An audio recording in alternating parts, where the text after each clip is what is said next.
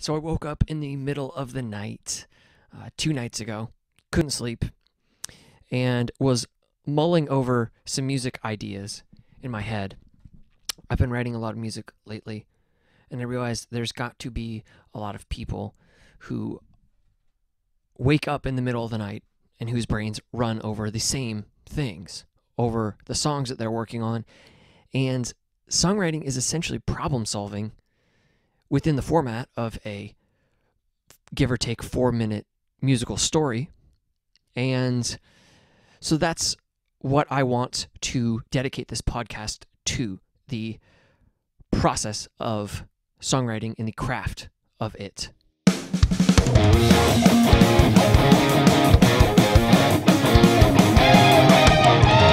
Songwriting Shmongwriting. And on that first night, with the light bulb moment, I recorded a little session. I did it on my phone, and I've dropped my phone a lot, so it has this buzz underlying it. I did my best to do a little audio doctoring, so hopefully it's not noticeable, and it's just me ranting solo. I do play one song, and I've already got a couple other episodes recorded where I've interviewed songwriter friends of mine, cohorts, and so I'm really excited. Without further ado, please enjoy. Choo! It's 4 o'clock in the morning. Woke up feeling slightly out of sorts because I left the space heater on. Still working on the sleep hygiene. I've been writing a lot of music lately. Probably more music in the last week of my life than I know that I've written more music in the last week than I've ever written in my life. And it's been very fun and very inspiring. I've surprised myself. And the more I do it, the more I'm becoming excited about the actual discipline / process of songwriting. I could start interviewing every single one of my musician friends about the songs they write and themselves, and just allow them to be them and to tell their stories, and then we listen to the songs. And in fact, what we would be able to do is to analyze where the songs came from, as much as any musician can explain, where they came from in their own lives, basically getting the who, what, where, why, when, and how. So you're getting all the backstory of who this person is. Then you're finding out potentially the why. So there's the getting inside the brain of the person, allowing them to talk. Then there's maybe allowing them to open up emotionally. And bottom line, just tell the stories of their art, which is what every artist wants to do in making art. And I can't think of any musician I know that if that podcast wasn't done in the right way, that they wouldn't be flattered and excited by that. And again, it's so wonderful because I could just stay in the local scene here, still, I think, make an impact with that. Or you could take that to the highest level. I was thinking, I would love to interview the team that helped to write WAP. I would love to have been in that room and to talk to those people and to know how that came about. And to know, was that done digitally? Was that done, at the highest level? Did they shoot voice memos over to one another? Or did one person write verse 2 and one person write verse 3? How is that done at the highest level? Like these A-list pop songs that are then shopped to artists. I would love to know that. And again, that's putting the cart in front of the horse. But it would be incredibly satisfying to do it here and now. The other thing is, you don't have to talk about your own music. You could talk about your favorite music and talk about your influences. And then the only other part is the how, the techniques. Well, the how would be two-fronted. One would be the how of someone's specific songwriting process. How do they organize their writing time? How organized are they with it? Do they take a Steven Pressfield influenced approach? Do they take a Jerry Seinfeld never miss a day approach or never miss a week approach? Or is it more haphazard? And what are different strategies that work for different people?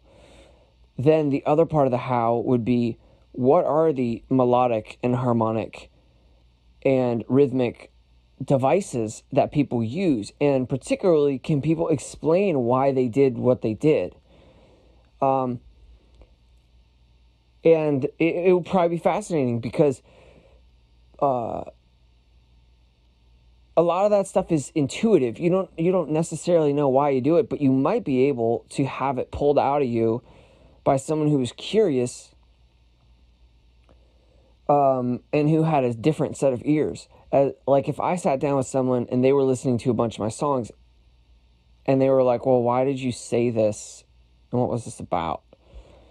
And why did you modulate to this key? And why, on this bar, why did you decide to do?" Yeah, I don't know. I mean, because what I'm doing is reverse engineering in someone else's brain what is going on in my brain as I'm trying to write music, where you're practically problem solving in an effect to tell a story in roughly 3 to 5 minutes. That just sounds incredibly fun. And the beautiful thing about a podcast, if it's done right, is it's not going to take any more time out of my life than usual. This is what I do anyways. I hang out with musicians. We listen to music we like. We talk about why it works. I talk with all my songwriter friends about the new shit they're writing. I like to listen to it. I like getting under the hood and hearing the rough demos. I like it all. I suppose there might come a point in my life where I would take a, quote, Frank Zappa approach and just release a ton of shit, and it's all over the place. This is a comedy record. This is a da-da-da-da. This is a da-da-da. But I also thought, in a perfect world, I would love to have 6 fucking bands. And I just write music and I sort it depending on who's available. And that's partially been what I've been doing. I've been thinking to myself when I'm writing, who are the people that I know? So this Tenacious D idea came from this kernel that was planted at least a year ago, where I was playing a show in the final days of Celia with 2 other bands, and there was a bass player there. His name's Nate, and then there's a drummer named Nate in another band, and we talked about how we should make a Nate band. And I'm going to interrupt that introductory piece and just play that Tenacious D song I was alluding to there. It has not been released anywhere publicly because I wrote it a few days ago, and it's in a demo stage. And it is quite ridiculous, a little bit vulgar, and a little bit conceited. And I just got a kick out of this idea, sort of creating this character that is partially really who I am, and it's partially just a farce, where you kind of have this sense of cockiness about your own first name, and you think it's the best, and you're just, a complete narcissist. And I do have as healthy a dose of narcissism as the next guy, but this, you'll see when you listen to it, it's very over the top. And I came up with the idea when I was on a run, and I was thinking, well, it needs to start like as if the name Nate has existed through all of time, and that all of time was waiting for someone named Nate to come along.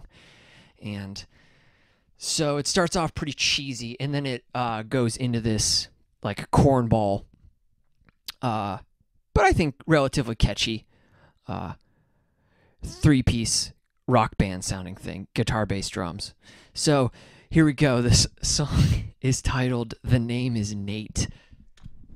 In the beginning of time, there was light,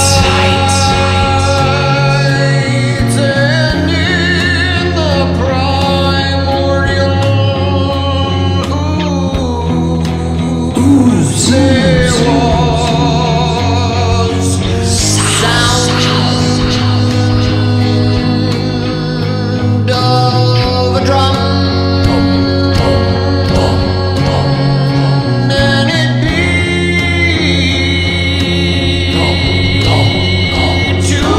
Sound of the coolest of names.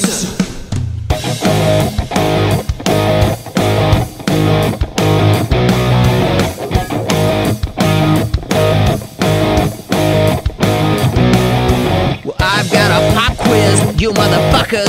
Who's gonna ride this train all night? And I've got a question for all you suckers. Who's gonna fly this plane into the light? I'll tell you what, right now it ain't you, 'cause you weren't given the key. You see, the only asshole that I won't hassle has the same name as me.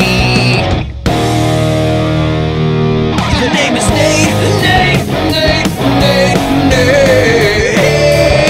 The fucking great, the great, the great, the great, the great. That's right, it's Nate, Nate, Nate, Nate, Nate. So fucking great, great, great, great, great.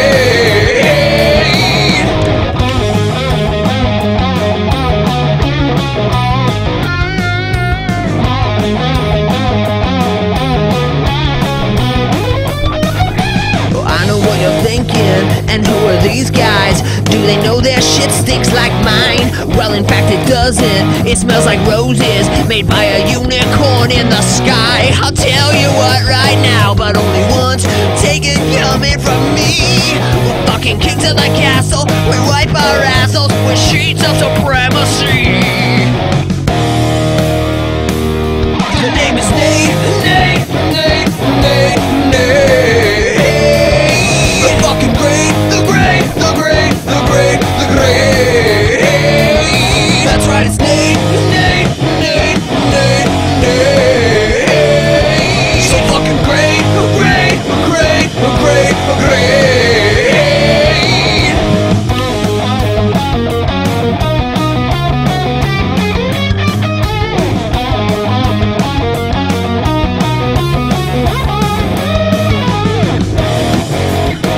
Gonna shake what I'm on the game. Girl, we'll show you what's in a name. Gonna shake what I'm on the game. Girl, we'll show you. The name is Nate, Nate, Nate, Nate, Nate. The fucking great, the great, the great, the great, the great. That's right, it's Nate, Nate, Nate, Nate, Nate. So fucking great, great, great, great, great. In case you were paying attention, one more time, loud as you can. What is the coolest name in the world? 1, 2, 3, 4. The name is Nate, Nate, Nate, Nate, Nate. The fucking great, the great, the great, the great, the great, the great, the great, the great, the great, the great, the great, the great, the great.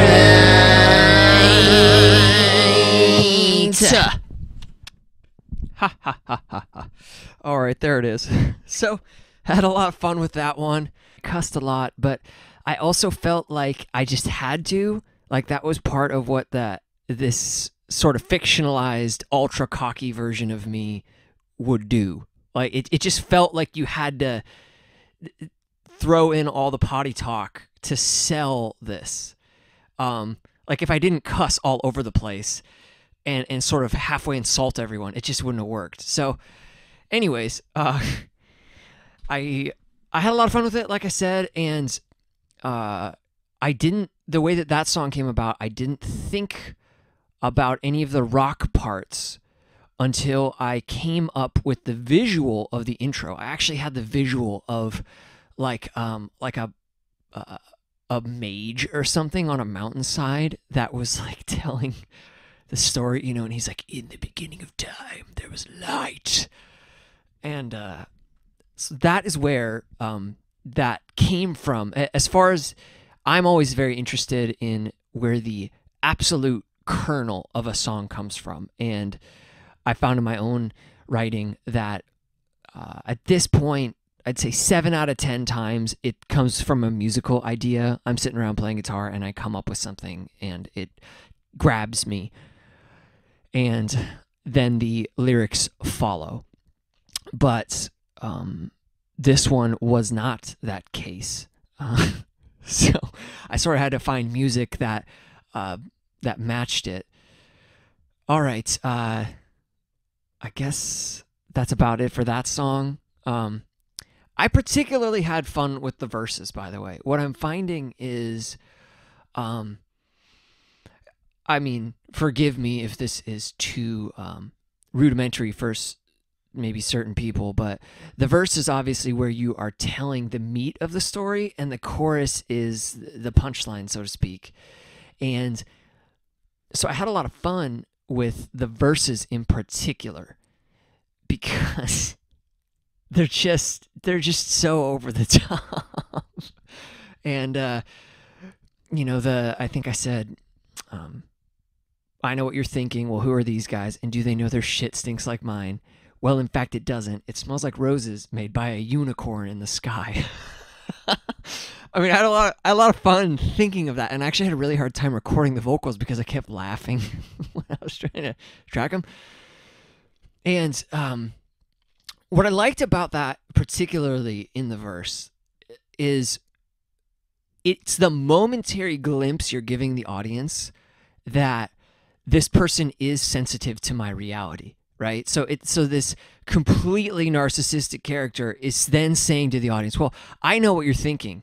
And I found that, like, when I'm listening to stand-up comedy, really good comedians do that all the time. They're actually always playing that game of, like, saying something or painting an image that's just really out there, the setup, and then they're trying to wait for the punchline, but they're doing it in a way that's always playing with your sense of anticipation. Like, you can't ever be caught off guard enough to laugh out loud if you expect exactly what's coming up next. So that sense of ooh, what is he going to say next? What is coming up next? And then also tailoring that to the audience's subjective reality. So that's when I sort of came up with that. And that wasn't a thing that I really thought of. I was just, okay, now it's time to write verse 2. It was one of the final things I wrote in the song. But when that just sort of popped into my head, and it actually happened really kind of quickly and naturally. But then when I look back on it, I'm like, man, I really like what that's done for the song, because it, like I said, I think it actually helps the listener in a subconscious way to get even more bought in to then being like, okay, this guy's Nate the Great. Congratulations, you freak. But because you've prefaced it briefly with saying, I know what you're thinking. And then, of course, there's also the sort of joke of, like, it sounds like that, like the speaker's being, of course, the speaker being me in this case, but the speaker's being, conciliatory, and like he's tipping the hat and saying, well, I know what you're thinking. And then he ends up being a complete piece of work anyways, because the follow-up line is, well, in fact, it doesn't. My shit doesn't stink like yours. I'm better than you. And it smells like roses made by a unicorn in the sky. Again, just like completely out of left field. So anyways, I had a lot of fun with that, and I think that obsessive Nate character, I had so much fun with it that I might want to bring it back. And on a personal note, the only thing I wonder is like, well, if I write a bunch of music like that, people are gonna think that that's really me on an objective level. But whatever. I think that's the risk that like anyone who's playing in this territory runs, right? Of like, do you think Jack Black is a complete do you think he's always that way 100% of the time? It doesn't really matter. Same with, Adam Sandler, because Adam Sandler had some great, really funny songs back in the day. So same kind of thing. But yeah, that I think I'd like to bring back that narcissistic Nate character. And like regular Nate, this guy that is speaking is certainly a bit of a narcissist, as I would say any artist is. There's got to be at least a scotch of you that's like, yes, I would like to say things and have you listen. But at the same time, I think if it's in the right spirit of sharing and entertainment and playfulness, I think people forgive that usually. So that's the territory I'm shooting for, and I don't always hit it, especially when I'm drinking. I tend to just be a complete piece of work, but working on that too, okay? All right, so I'm going to cut back into this introductory voice memo. Coming up with these demos, coming up with a, listenable, garage band version is what really gets me off and gets me going. But the issue is when you take ideas and then you want to make them into a fully fleshed out recording. You want to book studio time, and you want to get you want to host a regular band practice with rehearsal space, and then you want to go book shows, and then you got to go promote on social, this, that, and the other. It would be basically impossible for me to have like 6 bands, but in my mind right now, I've got like 6 fucking bands that I'd like to do, and with music at various stages of completion. I enjoy listening to my own songs, and part of the reason I do is because I have a relatively bad memory. So I listen to my own music, and I'm like, oh, that's cool. It like someone else wrote it. I don't know. I just like write this stuff, and then I forget about it. Like I forget almost everything else. And then I come back to it, and I'm like, oh, God, that was cool. Like, how did I think of that, or why, or whatever? And the crazy thing is you go through life, you...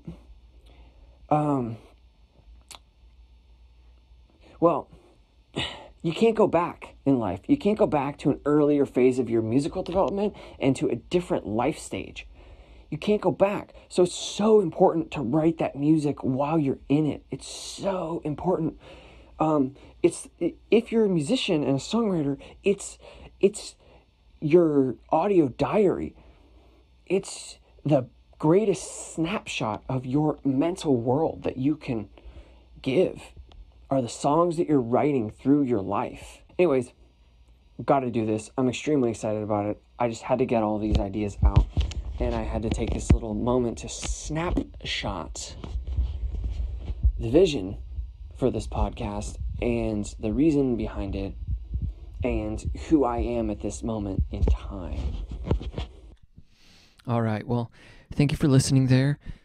That's going to about do it for this inaugural episode, and I hope that I've vaguely outlined the plan for the podcast, which is to talk about my own songwriting and be playing demos and the freshest things and releasing them while they're still very fresh and I'm excited about them. And again, I believe there's such a power in that because I think that ideas stagnate very quickly, especially the more fortunate you are to be in a artistically vibrant time, which, as I described, I feel like the last few weeks have been very vibrant. So anyways, that's what the goal is for me. And then I also am planning on interviewing other musicians for a majority of these podcasts and having them explain all the same things. So I want to hear some of their demos. I want to hear the rough stuff. I want to get under the hood. I think I might try and do some semi-live collaborations, if not live songwriting collaborations. That might be a little further down the road, but something where I actually sit down, hit record, and start writing a song with another person and see if we can, in a finite amount of time, come up with something. And I mean, fundamentally, just get under the hood of the process of my own songwriting, that of others. And I hope that for anyone that would be interested in listening here, that it would help give them perspective and inspiration in their own songwriting. Give them ideas, give them tools, and maybe, if nothing else, feel like they have a bit of a community that will make it so that when they face particularly internal battles, self-doubt, self-criticism, what Stephen Pressfield calls resistance, and resistance not only from within but from without, as in sometimes the greatest resistance is in shipping your product, is in saying, okay, it's done. Okay, I'm done tweaking it. Okay, it's time to put it out to market, and keeping yourself accountable with that.